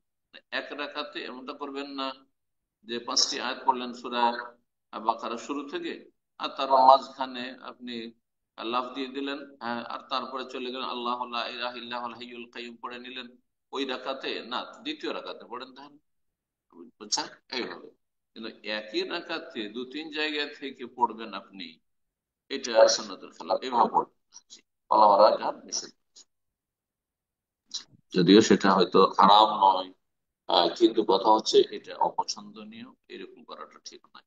বাকি তাহাজ্জুদের সালাত সম্পর্কে আল্লাহ বলছেন সূরা মুজাম্মিলে, ফাকরাউ মা তায়াসসারা মিনাল কোরআন, কোরআন থেকে যা তোমাদের সহজ সাধ্য হয় তাই পড়ো। সুতরাং সহজ সাধ্য যদি একদিক দিয়ে পড়া হয়, আরেকটি রয়েছে যে সুন্নত নফল নামাজ আপনি কোরআন ধরে দেখে দেখে পড়তে পারবেন, জায়েজ আছে, কোনো অসুবিধা নেই। তাহাজ্জুদের সালাতে যেহেতু লম্বা তেলাওয়াত করবেন, জায়েজ আছে। বারাকাল্লাহ। আমিন। প্রশ্ন করবেন নূপুর বেগম। আপনি প্রশ্ন করুন। আসসালামু আলাইকুম। ওয়ালাইকুম আসসালাম ওয়া রাহমাতুল্লাহি ওয়া বারাকাতুহু। আমি নারায়ণ আমি নারায়ণগঞ্জ থেকে বলছি। জি, বলেন। তাই মহিলারা মহিলারা কি দিনের কাজ করতে বাসা থেকে বের হওয়া, এটা কি সঠিক কিনা, নাকি মহিলারা দিনের কাজের জন্য বাসার বাহিরে না বের হইলে গুনাহগার হবে? বের না হলে গুনাহগার হবে না, বের হলে গুনাহগার হবে জিজ্ঞেস করছেন? উনি জিজ্ঞাসা করছেন মূলত বের হওয়াটা কতটুকু উনি বৈধতা যদি আছে, আর যদি বের না না, বের হয় উনি কি গুনাহগার হবেন কিনা দিনের দাওয়াতি কাজ মানে না করলে। দাওয়ার কাজ যদি না যায় তো গুনাহগার, এটা জি জি, তাই উনি তো? যদি না যান। শোনেন, মহিলা হোক আর পুরুষ হোক দাওয়াতি কাজ করবে, কিন্তু সবাই হ্যাঁ, একই স্তরের নয়। যার যতটা যোগ্যতা আছে, ইলমি যোগ্যতা, জ্ঞানগত যোগ্যতা, এবং যার যতটা যোগ্যতা আছে আহ, এক জায়গা থেকে আরেক জায়গায় যাওয়ার, এবং যার আহ, যেখানে বেশি প্রয়োজন রয়েছে, কোনটা বেশি জরুরি আমার জন্য, এসব কথাগুলি সবসময় খেয়াল রাখবে। এখানে আরেকটি বিষয় আমরা রাখলাম যে মহিলারা দাওয়ার কাজ করবে, মানে এই না যে মহিলারা পুরুষদের মধ্যে দাওয়াতি কাজ করবে। মহিলা বেশ কিছু এলেম হাসিল করে নিয়েছে আর ভালো লেকচার দিতে পারে, সেই জন্য পুরুষদের মাঝে লেকচার দিবে না, মোটেই জায়েজ না। এগুলো ফিতনা। আর এগুলি হচ্ছে এমন বিষয় যেগুলি ইসলাম সমর্থন করে। কারণ যতই বড় আলেম মহিলা হয়ে যাক, জ্ঞানী হয়ে যাক, ওর চাইতে বড় জ্ঞানী পুরুষ ওলামারা আছে। সুতরাং পুরুষদের মাঝে মহিলা বক্তব্য করতে আসবে, পুরুষদের মাঝে মহিলারা দাওয়াত দিতে আসবেন যে পুরুষকে আমি অনলাইনে দাওয়াত দিচ্ছি, পুরুষদেরকে যুবকদেরকে, আর অনলাইনে দাওয়াত দিতে দিতে ফেতনায় লিপ্ত হয়েছে, কাউকে ফেতনায় ফেলেছে, নিজে ফেতনায় পড়ছে। মোটে এগুলো জায়েজ না। তো মহিলারা দাওয়াতি কাজ করবে মহিলা সমাজ, পুরুষরা দাওয়াতি করবে পুরুষদের মাঝে, কিন্তু পুরুষদের যে দাওয়াতি কাজ হচ্ছে পুরুষদের মাঝে, আর তাতেই পর্দার আড়ালে মহিলারা সামিল হলে কোনো দোষের কথা নাই। অথবা বিশেষ একটি সময় বা দিন নির্ধারণ করা হলে এই দিন শুধু মহিলাদের প্রোগ্রাম নয়, একজন শেখ আলেম দায়ী তিনি তাদের সামনে দিনই আলোচনা করবেন, তাদেরকে দাওয়াত দেবেন, অনলাইনে অফলাইনে কোনো অসুবিধা নেই, ফিতনা মুক্ত হলেই হলো। জি, এই বিষয়গুলি খেয়াল রাখতে হবে। এখন মহিলা বাড়ির বাইরে দাওয়াত দিতে যদি না যায় তাহলে কি গুনাহগার হবে? যদি দেখা যায় যে তার ছাড়া কোনো বিকল্প নেই, আশেপাশে গ্রামে মহিলারা সবাই দিন সম্পর্কে অজ্ঞ, কিছুই জানে না, কিছুই জানে না, তারা শিরক বিদআতে লিপ্ত রয়েছে। অধিকাংশ মহিলারা পর্দা করে না, সালাত আদায় করে না, বিভিন্ন পাপে জড়িয়ে রয়েছে। আর তার কাছে যথেষ্ট সময় আছে তার ঘরের দায়িত্ব পালন করে, আর তার কাছে দিনের জ্ঞানও যথেষ্ট আছে, এবং তার এই ক্ষেত্রে দায়িত্ব আছে তোমাকে বল্লিগ মান্নিওয়ালা পৌঁছে। তাহলে বাড়ি থেকে যদি না বেরোয়, আর গ্রামের মহিলারা গোমরাহ দূরে দূরে নয় যে এক গ্রাম থেকে আরেক গ্রাম চলে যেত, এক শহর থেকে আরেক শহর চলে যেত, না এটা না, কিন্তু গ্রামেই অনেক মহিলা আছে দিন থেকে অজ্ঞ বা দিনের উপর আমল করে না, তাদেরকে কিছু সময়ের জন্য দাওয়াত দেওয়ার জন্য বাইরে যাবে, যদি বাড়ির ফরজ অজেব কাজগুলি সেরে নিয়ে তার কাছে সময় থাকে। কোথাও ভালো করে মনে রাখবেন। কিন্তু আজকাল এক শ্রেণীর মহিলারা এমন দিন চর্চা শুরু করেছে, এমন দাওয়ার কাজ শুরু করেছে যে স্বামীর কোন রকম খোঁজ খবর রাখে না, তুমি আসবে তুমি নিজে পাকশাক করে খেয়ে নিবে। ছেলে মেয়েদের পরিচর্যা করেন না, যত্ন করেন না, হ্যাঁ তাদেরকে ছেড়ে দিচ্ছে ফরজ দায়িত্বে। তুমি ছোট ছোট বাচ্চাদেরকে ছেড়ে দিয়ে চলে যাবে দাওয়াতি কাজে, আর এই যে বাচ্চারা যদি কোনো দুর্ঘটনা ঘটিয়ে দেয়, আপোষে মারামারি করে নেই, কত কি হয়ে যেতে পারে।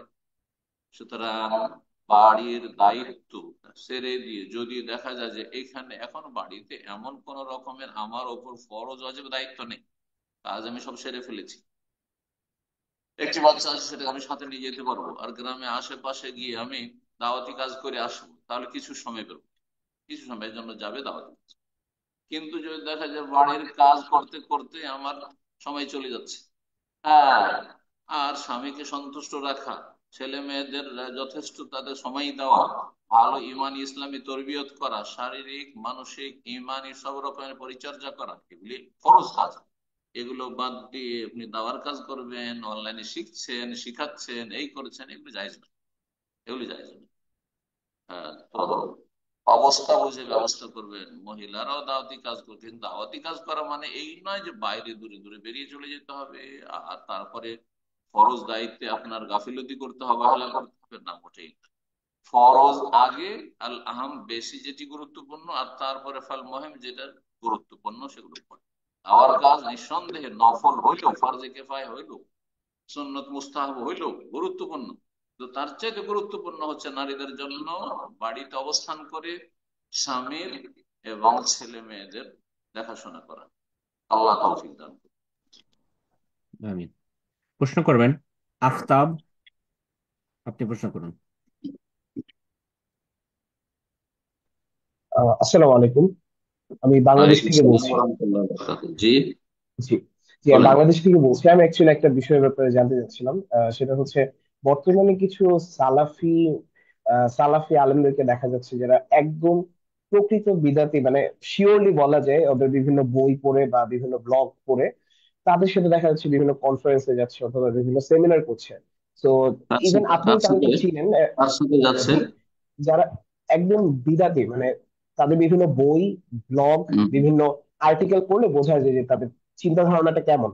তো মানে তাদেরকে কি ফলো করা উচিত? আপনি সবাইকে চেনেন, মানে আমি যাদের কথা বলছি তাদের মধ্যে বলছি, অনেকেই মদিনা থেকে পড়া, অনেকেই করা। বেদাতিদের স্টেজে যাচ্ছে, এই তো। জি, জি, যারা বেদাতি তাদেরকে পরিত্যাগ করতে হবে, তাদের মজলিস পরিত্যাগ করতে হবে। এটা হচ্ছে সালাফি মানহাজ।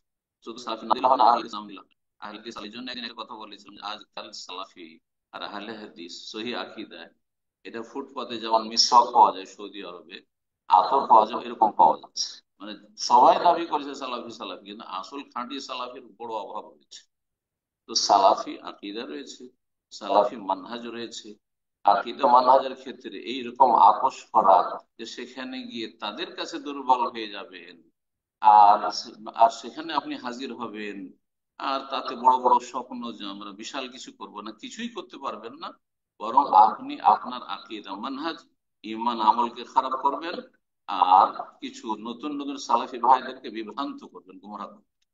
এরা মনে করবে যে সালাফিয়াত মানে হচ্ছে সংখ্যা বাড়াও, সংখ্যা বাড়াও, যত গ্যাদারিং করতে পারো। না না, এর নাম কোয়ালিটি ভালো করো। হ্যাঁ, লিয়াবলুয়াকুম আইয়ুকুম আহসানু আমালা। আকীদা মানহাজের কোয়ালিটি থাকতে হবে। আর বেদাতীদের মজলিস মাহফিল বর্জন করতে হবে, তাদেরকে যথাসাধ্য কোণঠাসা করতে হবে। তারা শক্তিশালী হোক, তাতে কি হলো?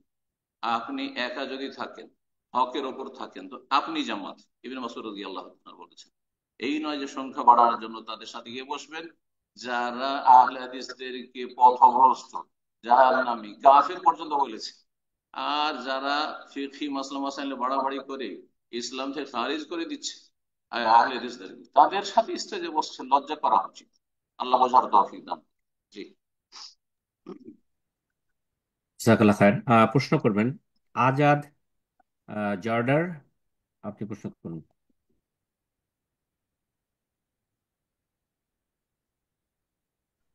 আসসালামু আলাইকুম। আসসালাম ওয়া রাহমাতুল্লাহ। জি, আমি ঢাকা থেকে বলছি। বলেন। আচ্ছা, শাইখ, আমার ছেলের বয়স 11.5 বছর। তো ও কি আমার মাহরাম হিসেবে থাকতে পারবে আমি যদি সফর করে আমার দেশের বাড়ি যাই বা অন্য জেলায় যাই? তো ও কি আমার মাহরাম হতে পারবে সফরে?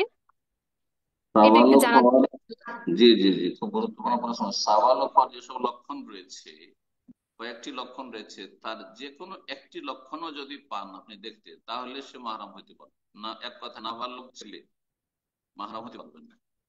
আর মেয়েরা মেয়ের মাহরাম হইতে পারবে। আপনার মেয়ে যতই বড় হোক না কেন, একজনের জায়গায় দুজন হলেন, আহ, কিন্তু মাহরাম হইতে পারবে। আর ছেলেদের ক্ষেত্রে সাবালক হইতে হবে, বালিগ ছেলে হইতে হবে। আর সাবালক হওয়ার যেসব লক্ষণ আশা করি জানা রয়েছে, বগলের নিচের পশম, অথবা মোচের মোচের রেখা একটু দেখতে পাচ্ছেন যে কালো কালো হয়েছে, অথবা নাভির নিচে, তার আগে নাভির নিচের পশম হয়তো একটু করে চলে এসছে, সামান্য একটু আসলেও, অথবা স্বপ্নদোষ হয়ে গেছে, যেটা আগে আসুক না কেন, স্বপ্নদোষ একবার হয়েছে আর হয়তো হয়নি, একবার হয়ে গেছে, সাবালক হয়ে গেছে, সেটা 11 11.5 হইতে পারে ব্যতিক্রম, কিন্তু সাধারণত আমাদের দেশে ছেলেরা 11 11.5-তে সাবালক হয় না। 12 পার হওয়ার পর হয়তো 13 14-তে গিয়ে হয়। আর যদি এসব লক্ষণ কিছু দেখতে না পান, তাহলে সাবালক হওয়ার বয়স হচ্ছে ছেলেদের 15 বছর। 15 বছর। নবী সাল্লাল্লাহু আলাইহি সাল্লাম আব্দুল্লাহ বিন উমরকে 14 বছর বয়স ছিল, তখন জিহাদে নেননি। আর তারপরে যখন পরের বছরে যুদ্ধ হলো, 15 বছর বয়স, তখন তাকে অনুমতি দিলেন। জি, এই হাদিস স্পষ্ট করে যে কোন লক্ষণ যদি না পান তখন 15 বছর, কিন্তু তার আগে বেশ কিছু লক্ষণ পাওয়া যায় হয়তো। যে কোনো একটি লক্ষণ পেলে আপনার ছেলে সাবালক হয়ে গেছে। যখন সাবালক হয়ে গেছে, তাকে আপনি মাহরাম করে সাথে নিয়ে সফর করতে পারবেন। আল্লাহ তাআলা। প্রশ্ন জি। করবেন আলমাস শাহরিয়ার অলিভ। আপনি প্রশ্ন করুন।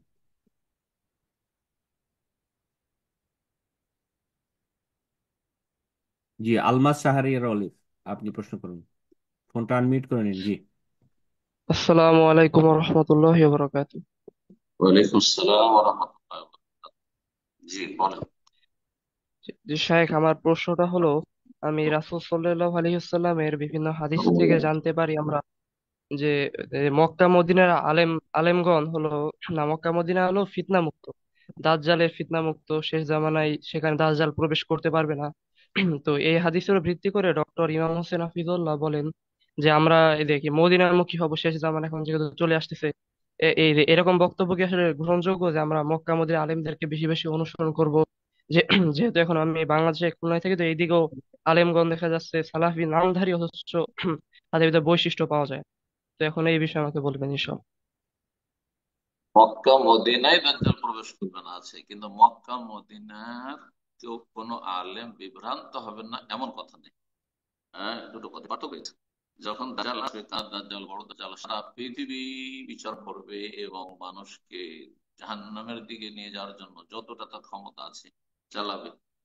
আর অধিকাংশ লোকেই তার ফিতনায় নিমজ্জিত হবে, পথভ্রষ্ট হয়ে যাবে, কাফের হয়ে যাবে। একমাত্র আল্লাহ ইল্লামান আসামাহুল্লাহ, যাকে আল্লাহ রক্ষা করবেন আর যে রক্ষা পাওয়ার জন্য সচেষ্ট হয়েছে, দোয়া করতে, আল্লাহ হেফাজত করবে। কিন্তু মক্কা মদিনায় দাজ্জাল প্রবেশ করবে না, সেই জন্য যুগে যুগে মক্কা মদিনায় কোনো বেদাতি আলেম হবেন না। তো একসময় তো বেদাতি আলেম ছিল এই দেশে, মাজার পূজা হইতো শাইখুল ইসলাম মোহাম্মদ আব্দুল্লাহ রাহিমাহুল্লাহর আগে বা তার জামানায়। তাদের বিরুদ্ধে সংগ্রাম করেছেন, লড়াই করেছেন তিনি। হ্যাঁ, কলমের আর বক্তব্যের আর এমনকি সশস্ত্র। জি। তো কথা হচ্ছে যে মক্কা মদিনার আলেমরা যে কোনো সময় বিভ্রান্ত হইতে পারে। এই সার্টিফিকেট আম্বিয়া রসুল ছাড়া মাসুম আর সার্টিফিকেট কাউকে দেওয়া হয়। কিন্তু বর্তমান যে অবস্থা সারা বিশ্বে ওলামায়ে কেরামদের, তাতে যদি আমরা তুলনা করে দেখি, তো হারমাইন শরীফাইন বা সৌদি আরবের ওলামারা শীর্ষস্থানীয় রয়েছে সারা পৃথিবীর, শীর্ষস্থানে রয়েছে সারা পৃথিবীর। তো এই দিক থেকে কোন আলেম যদি এইভাবে বলেন তাহলে ঠিক আছে, কিন্তু যে কোনো মাদানি হইলেই সে হেদায়েত প্রাপ্ত? না না না, মোটেই না। মক্কা পড়লেই সে হেদায়েত প্রাপ্ত? না না, বিভিন্ন পাপে জড়িয়ে যেতে পারে সে। শাহওয়াতের ফিতনায় জড়িয়ে যেতে পারে, শুবহাতের ফিতনায় জড়িয়ে যেতে পারে। আল্লাহ হেফাজত করুক। জি। আল মাসুম মান আসামাহুল্লাহ, নিরাপদ সেই ব্যক্তি, পাপ মুক্ত সেই ব্যক্তি থাকবে যাকে আল্লাহ রক্ষা করবে। আল্লাহ আমাদের সকলকে রক্ষা করবে। জি। কিন্তু এইভাবে বলা যেতে পারে যে বর্তমান অবস্থা এমনটা যে যদি কোনো ক্ষেত্রে ইখতিলাফ দেখেন, তাহলে অধিকাংশ আরব দেশে পড়া ওলামাদের কথার গুরুত্ব বেশি, বা আরব দেশে যেসব ওলামা ইকরাম রয়েছেন তাদের ফতোয়ার গুরুত্ব বেশি অধিকাংশ ক্ষেত্রে, কিন্তু সর্বক্ষেত্রে সব সময় না, এটাও বলা যায়। জি। আল্লাহ তাআলা হক, এক কথায় কোন এলাকায় অঞ্চলে সীমিত নেই। হক সীমিত আছে ওহিতে, হক সীমিত আছে মানহাজে সালাফ, সাহাবায়ে কেরাম, তাবেঈন, তাবা তাবেঈনের আদর্শে। হক সীমিত রয়েছে কোরআন এবং সহিহ সুন্নাহ। আল্লাহ বুঝার তৌফিক দান। প্রশ্ন করবেন MD MH ইবন মা আকান্দ। জি, আপনি প্রশ্ন করুন। আসসালামু আলাইকুম শাহেক। আসসালামু আলাইকুম ওয়া রাহমাতুল্লাহি ওয়া বারাকাতুহু। কেমন আছেন? জি, আলহামদুলিল্লাহ। বলেন প্রশ্ন। বাংলাদেশ টাঙ্গাইল থেকে। বলেন জি, প্রশ্ন। আমার প্রশ্ন দুইটা শাহেক। দুটো না একটা? একটা বলেন, ভুলে যাবো। একটা করে প্রশ্ন এলাম আছে, ঠিক বলেন, সময় নেই বেশি। আচ্ছা ঠিক আছে শাহেক। এই যে আমার এখানে আহ ফজরের সালাত আদায় করে তারা ফর্সা হওয়ার সময়, আর আসরেরটা সূর্য ডোবার 1.5 ঘন্টা আগে। এখন কি বিলম্ব আমি করি কেন ঠিক আছে? জি, জি। একা কি আদায় করবো নাকি জামাতে আদায় করবো তাদের সাথে? আউয়াল ওয়াক্তে একাকি পড়ে নেবেন, আর তারপরে যদি তাদের আশেপাশে থাকেন, জামাত হচ্ছে, হ্যাঁ, তাহলে মসজিদের পাশ দিয়ে যাচ্ছেন, পড়ে নেবেন, জামাতে পড়বেন। জামাতের সব পেয়ে গেলে, নফল হলে দ্বিতীয় রাতে দ্বিতীয় সালাত। আর আপনি যাতে বেনামাজি না হলে আবার আপনাকে আপনি আউয়াল ওয়াক্তের ফজিলত হাসিলের জন্য আউয়াল ওয়াক্ত পড়ে নেবেন, খুব বেশি বিলম্ব করবেন। বিশেষ করে আসরে আর ফজরে খুব বেশি তারা বিলম্ব করে সুন্নতের খেলাফ। জোহরের বিলম্ব মেনে নেওয়া যায়, সমস্যা নেই। জোহরে হয়তো 12টার সময় সলাতের সময় হয়ে যাচ্ছে, তারা হয়তো 1টার সময় করছে, তো এটা হয়তো চলবে। কিন্তু এর সাথে বিলম্ব করে মুস্তাহাব। মাগরিবে তারা বিলম্ব করে না, আজানের সাথে সাথে এদিকে সলাৎ একবারে শুরু। কিন্তু সমস্যা তাদের হচ্ছে, আল্লাহ হিদায়াত করুক এবং সহিহ সুন্নাহ সবাইকে আমলে তৌফিক দান। আসর এবং ফজরে তারা অপছন্দনীয় ওয়াক্তে নিয়ে চলে যায়, তারা যেমনটা বললাম করবে না। আল্লাহ তাআলা। প্রশ্ন করবেন জোবাইদা খাতুন। জি, আপনি প্রশ্ন করুন। আসসালামু আলাইকুম। আসসালামু আলাইকুম। শাইখ, আমি বাংলাদেশ থেকে বলছি। আমার বলুন। প্রশ্নটা হচ্ছে, আমি ছেলেদের মতো করে সালাত আদায় করি, মানে আহলে হাদিসদের মতো করে সালাত আদায় করি, তো আমার হাজবেন্ড সেটা মানতে চায় না। সে ব- সে সেটা বলে যে হলো রাসূলুল্লাহ সাল্লাল্লাহু আলাইহি আদায় করি, বলবেন যে আমি রাসূলুল্লাহ সাল্লাল্লাহু আদায় করি। মানে এইভাবে ছেলে মেয়েদের সালাতে কোনো পার্থক্য নবী করেন। জি, হ্যাঁ, তো স্বামী জি, মানতে চান কি তারপরে? তো আমার স্বামী সেটা মানতে চায় না, সে আমাকে নামাজ পরিবর্তন করতে বলে, হুম। নইলে সে আমার সাথে সম্পর্ক রাখবে না। ইদানিং আমি এখন বাবার বাড়িতে অবস্থান করছি, সে আমার সাথে যোগাযোগ রাখছে না, তাহলে আমার কি করা উচিত? প্রথম কথা বলবো আপনার স্বামীকে, সিয়ামূলক যে লা ইকরাহা ফিদ্দিন, দিনের ক্ষেত্রে কোনো জবরদস্তি নেই। দিনের ক্ষেত্রে জবরদস্তি করা হারাম। কোন অমুসলিমদের উপর ধর্মীয় ক্ষেত্রে জবরদস্তি করা যেমন হারাম, তেমনি হানাফি, শাফি, মালিক, হাম্বলি। এর বিপরীত যদি হইতো যে স্বামী আহলে হাদিস আর স্ত্রী হয়তো হানাফি, নামাজ পড়বে না, না তোমাকে আহলে হাদিসদের মতো রাফেদান করে নামাজ পড়তে হবে, আমাদের মতো করে পড়তে হবে, না হলে তালাক দিও, এটাও বলা হারাম, জায়েজ না। কারণ হানাফি, শাফি, মালিক, হাম্বলি যেহেতু আহলে সুন্নাতের মাযহাব, যদিও বেশ কিছু মাসাইলে ভুল আছে বা দুর্বল ফতোয়া রয়েছে, কিন্তু তার জন্য জবরদস্তি করবে, হ্যাঁ, আর তাকে বুঝাইতে পারে সহিহ সুন্নাহ, কিন্তু জবরদস্তি করবে, এটা কারো জন্য জায়েজ নাই। শাফির জন্য হানফির উপরে জায়েজ নাই, হানফির জন্য শাফি, মালিক, হাম্বলি, আহলে হাদিস উপরে জায়েজ নাই। আহলে হাদিস জবরদস্তি কাউকে হানফি নামাজ পড়াবে, এটাও জায়েজ নাই। কথা বোঝা গেছে? বা হানাফিকে আহলে হাদিস করে নামাজ পড়াবে, এমনটাও জায়েজ নাই। সুতরাং আপনার স্বামী হারাম কাজ করছেন, গুনার কাজ করছেন, আপনার উপর চাপ সৃষ্টি করে। এখন আপনার করণীয় কি? যদি আপনি দাম্পত্য জীবনটাকে আহ, এগিয়ে নেওয়ার জন্য সম্পর্ক ছিন্ন না হয়ে যায়, যদি আপাতত মেনে নিয়ে আপনি তার মতো মানে হানাফি তরিকাতেও নামাজ পড়েন, আল্লাহ কবুল করবেন ইনশাআল্লাহ। আল্লাহ কবুল করবেন। আল্লাহ আপনার মজবুরি জানছেন যে কিছু কিছু সুন্নাত আপনি পালন করতে পারছেন না, সুন্নতের খেলাফ করছেন, কিন্তু আপনার সালাত হয়ে যাবে। আর বেদাতি কাজগুলি যা যা করে, নিয়ত করে ধরেন যায় না, যে দোয়া করে, ওগুলো তো মনের ব্যাপার, ওগুলো তো সে টের পাবে না, আমরা। সুতরাং সেগুলো বুঝতে দিলেন না, বাকি রফায়দানি করতে গেলেন না, আর আমিন জোরে বললেন না। বুকে হাত বাঁধা তো মহিলা হোক আর পুরুষ হোক সবার সুন্নত। আর সেজদার ক্ষেত্রে সুন্নতের খেলাফ কুকুরের মতো হাত হাত হাত বিছিয়ে নামাজ পড়া, এটা নিষেধ আছে। সেই ক্ষেত্রে যদি মজবুরিতে নিরুপায় হয়ে পারেন, তো সালাত হয়ে যাবে ইনশাআল্লাহ। সম্পর্ক ছিন্ন হতে দেবেন না, আমার সম্পর্ক খারাপ হয়ে যাক আর তালাকের পরিস্থিতি তৈরি হয়ে যাক, এইরকম সুযোগ দেবেন না। আপনি আপাতত মেনে নেন এবং তাকে কোরআন এবং হাদিসের কথা ভালোভাবে বুঝাবার চাপ দিয়ে নয়, অথবা তর্ক করে নয়, ঝগড়া করে নয়, কারণ সেটা সমাধান। আল্লাহ রাব্বুল আলামিন যেন তৌফিক দান করেন। আল্লাহ বলছেন ফজিল আফু, আমার দৃষ্টিতে দেখো, ওয়া আমর বিল উরফ, আর ভালো কাজের উপদেশ দিতে থাকো, ওয়া আরিদ আনিল জাহিলিন, আর মূর্খদেরকে উপেক্ষা করো বা এড়িয়ে চলো। তো আপনার স্বামী জাহিলের পরিচয় দিচ্ছে, মূর্খামি করছে, আর তার সাথে আপনি ভালোভাবে তার এই মূর্খামিকে এড়িয়ে চলুন এবং সুসম্পর্ক বহাল রাখার চেষ্টা করুন, বের হওয়ার স্বার্থে, যাতে করে তালাকের পরিস্থিতি না তৈরি হয় আর ছেলে মেয়েদের ভবিষ্যৎ খারাপ না হয়। আল্লাহ রাব্বুল আলামিন যেন তৌফিক দান করেন, বারাকা দান করেন এবং তাকে হেদায়েত দান করেন। এবং তার কল্যাণ আপনাকে দান করেন, তার অনিষ্ট থেকে আল্লাহ রক্ষা করেন। বারাকাল্লাহ। প্রশ্ন করবেন সিরাজুল, আপনি প্রশ্ন করুন।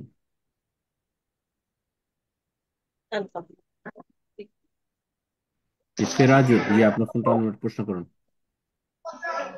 আসসালামু আলাইকুম রহমতুল্লাহ। ওয়ালাইকুম আসসালাম ওয়া রাহমাতুল্লাহি ওয়া বারাকাতুহু। শেখ, আমি বাংলাদেশ থেকে বলছি। বলেন। যে আমার প্রশ্নটা হলো যে আমার ওই বিবাহ নিয়ে একটু মানে বা সন্দেহে ভুগি।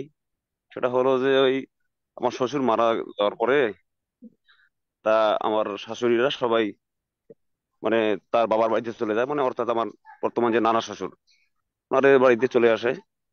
তা আমার ওয়াইফের আর কি বিবাহ শাদী তা আমার ওই নানা শ্বশুরই সম্পন্ন করে। উনি আর কি অলির দায়িত্ব পালন করে। তা আমার ওই কিন্তু আবার ওই, শ্বশুর পক্ষ থেকে আমার দাদা শ্বশুর এখন বেঁচে আছে, কিন্তু তারা আর কি ওই দায়িত্ব সেভাবে পালন করে না, খোঁজ খবরও আর কি নেয় না। এই জন্য আর কি আমার মানে এইটা নিয়ে সন্দেহ হয় যে আমার বিবাহটা কি আবার এটা শুধরাইতে হবে না আমার এটা কি, আমি বুঝতে পারতেছি না কি করব। দাদা দাদা অনুমতি যদি দিয়ে দেয়, আর নানা বিয়ে সম্পাদন করেছে, দাদা যদি অনুমতি দিয়ে দেয়, কাছের কাছের মানুষ, তখন মানে দাদা আমি ইচ্ছে শুনি করে আমি আমি শুনেছি যে মানে দাদা শ্বশুরকে মানে বিয়ের দাওয়াত দিছিল, তারা আসে নাই এখন। তারা এখন টাকার খরচ করা হয়ে আসে নাই না কি জন্য আসে নাই বলতে পারবো না। কি মনে আবার একবার বেড়াইতে গেছিলাম বিবাহর পরে, তারা তাদেরকে আর কি দেখি নাই যে তারা আমাদের বিয়াতে অসন্তুষ্ট বা মেনে নেয় নাই, এমন কিছু বুঝি নেই, দেখি নেই। তারা আর কি মেনে নিছে কোনো। তাহলে অসুবিধা নেই। আপনার এই নিয়ে ফিকির করার প্রয়োজন নেই, সেটা দায়িত্ব ছিল আপনার নানা শ্বশুরের। ওনার দায়িত্ব ছিল যে ওনার কাছ থেকে পারমিশনটা নিয়ে নেবেন। ওনার উপস্থিতি জরুরি নয় যে আমরা আপনাদের বিয়ে দিচ্ছি, আপনি ওলি হিসাবে বসে আমাকে অনুমতি দেন, হয়ে গেল। আপনার বিয়ে হয়ে গেছে, আলহামদুলিল্লাহ, আপনার জায়গায় ঠিক আছে। অস্ত্রতার শিকার হবে না কখন। জাযাকাল্লাহ খায়ের। প্রশ্ন করবেন সাবা, আপনি প্রশ্ন করুন।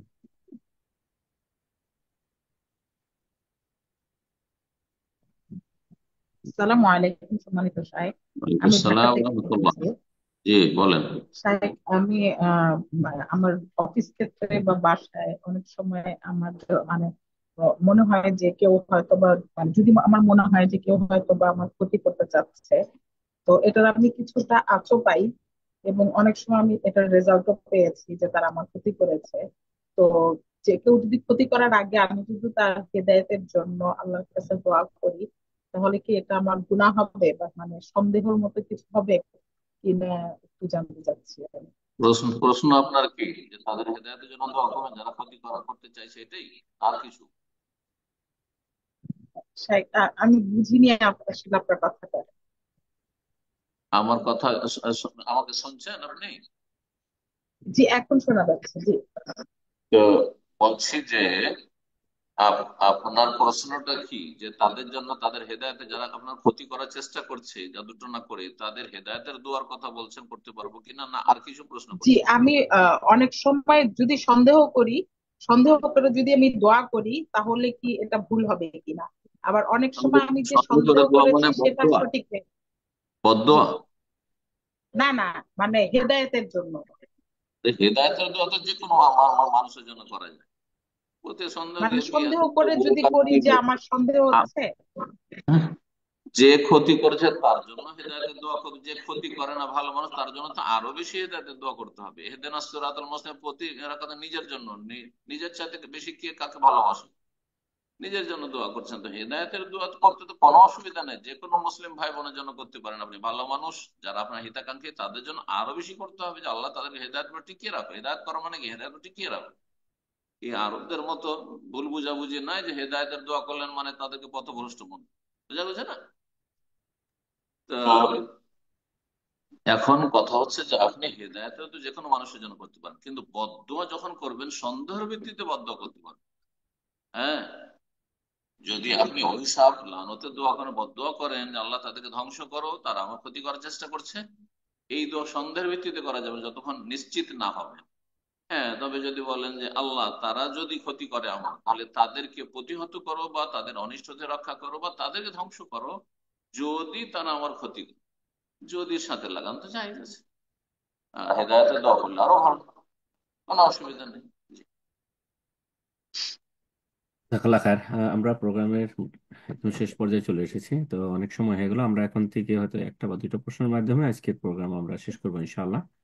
বাকি যারা প্রশ্ন করার জন্য হ্যান্ড রেজ করেছেন, ইনশাআল্লাহ আগামী প্রোগ্রামে আপনাদের প্রশ্নগুলো নেওয়ার চেষ্টা করব। এ পর্যায়ে প্রশ্ন করবেন তাহমিনা। জি, আপনি প্রশ্ন করুন।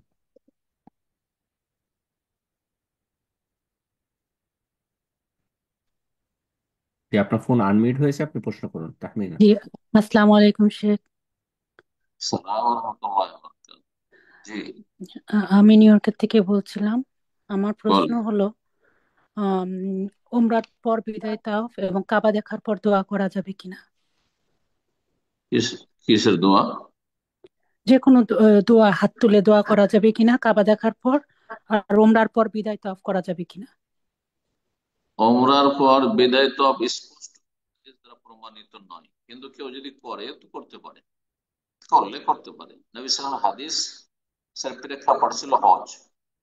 বিদায় হজে বলেছেন নবী সাল্লাল্লাহু আলাইহি ওয়াসাল্লাম, লা ইয়ানফিরান্না আহাদুকুম মিন হাযাল বাইত, এখান থেকে কেউ প্রস্থান করবে না, হ্যাঁ, হাত্তা এখনো আখির আহদিহিম বিল বাইত, যতক্ষণ পর্যন্ত শেষ সাক্ষাৎ তার বাইতুল্লাহর সাথে না হবে, মানে শেষ তওয়াফ না করেন।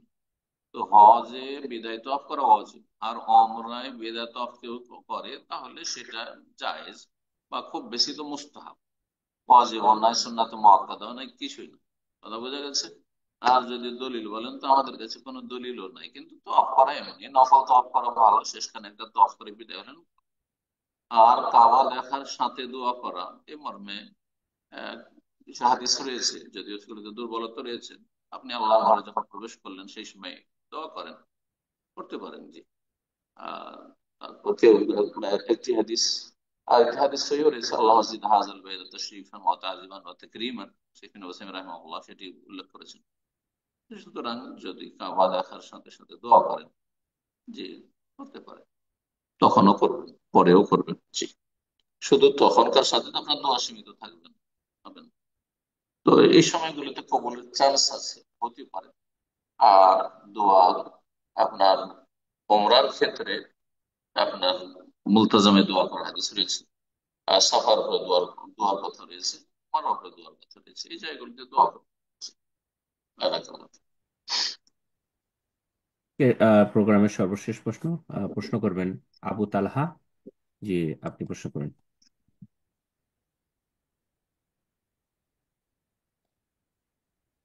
সালাম আলাইকুম ভাই, কেমন আছেন? ওয়ালাইকুম আসসালাম ওয়া রাহমাতুল্লাহি ওয়া বারাকাতুহু। জি, বলেন। আপনি আমার জন্য দোয়া করবেন। আমরা আল্লাহ জন্য ভালো আছি। সহজে তিনটা প্রশ্ন জি, করতেছি বাংলাদেশ আল্লাহ থেকে ভালো বলছি। করুন। কোথা থেকে আমাদের যারা বলছেন? বাংলাদেশ, কোথাতে? বাংলাদেশ থেকে, জি, বাংলাদেশ থেকে প্রশ্ন ভাই। প্রশ্ন করেন। আল্লাহ আপনার ভালো করুন। কষ্ট কষ্ট হ্যাঁ, কষ্ট হলো আমার সহজে করি। আমার বাংলাদেশ থেকে যারা হজে যায়, তারা আমাদের এয়ারপোর্ট থেকে, ঢাকা এয়ারপোর্ট পাঠায় ফার্স্ট ক্যাম্পাসে, সেখান থেকে আপনি ইহরাম বেঁধে যায়, মক্কা মদিনা যায়। এর ক্ষেত্রে মানে তাদের কত লোক বা বিষয়টা যায় হচ্ছে কিনা। আর শুধু একটা প্রশ্ন থাকতে খালি করে দিই, মানে হজ করার জন্য আল্লাহকে দোয়া করে দেবো, আল্লাহ তুমি বাইতুল মুকাদ্দাসের ব্যবস্থা করে, এই দোয়াটা করা যাবে। আসসালামু আপনার আলাইকুম। প্রশ্নটা আমি ক্লিয়ার শুনলাম না, যে এটা আমরা বুঝতে পেরেছেন।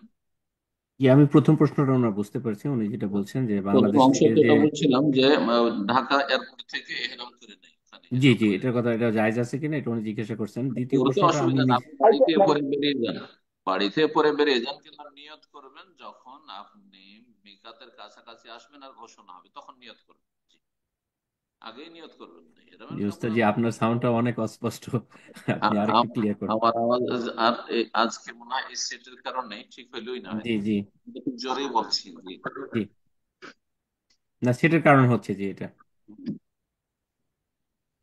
উস্তাদ, শাইখকে প্রশ্ন করছিলাম যে আল্লাহর কাছে দোয়া করা যাবে কিনা, যে আল্লাহ তাআলা হজের ব্যবস্থা করে দেন আমাদেরকে।